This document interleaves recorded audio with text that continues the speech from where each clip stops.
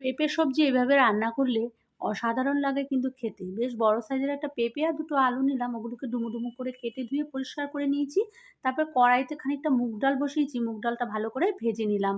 ভেজে এটাকে ভালো করে ধুয়ে জল দিয়ে সেদ্ধ বসাতে বসিয়ে দিলাম। আর যে পেঁপে আলুটা আমি কেটে রেখেছি ওটাও দিয়ে দিলাম ওর মধ্যে। দিয়ে ভালো করে নাড়িয়ে মিশিয়ে নেবো।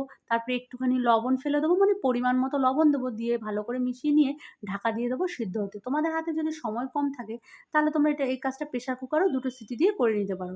তারপরে দেখো সেদ্ধটা আমার হয়ে গেছে। এটাকে একটা বাটির মধ্যে তুলে রেখে তারপরে কড়াইয়ের মধ্যে দিলাম হচ্ছে একটুখানি তেল, তারপরে দিলাম হচ্ছে শুকনো লঙ্কা, তেজপাতা আর পাঁচফোড়ন দিলাম। ফোড়নটা হয়ে যাওয়ার পরে আদা আর কাঁচা লঙ্কা বেটে রেখেছি সেটাকে আমি দিয়ে দেবো। তারপরে এটা দিয়ে দেওয়ার পরে পরিমাণ মতো দিয়ে দিলাম হলুদ, লবণটা আর দেবো না যেহেতু সবজিতে লবণটা দেয়াই রয়েছে। লাগলে তখন দেবো। ভালো করে মসলাটা একটু কষিয়ে নেবো। তেল ছেড়ে গেলে তারপরে পেঁপে আলুটা দিয়ে দেবো। ভালো করে ফুটে উঠলে একটু মিষ্টি ফেলে দেবো, গুড় দিয়ে দেবো।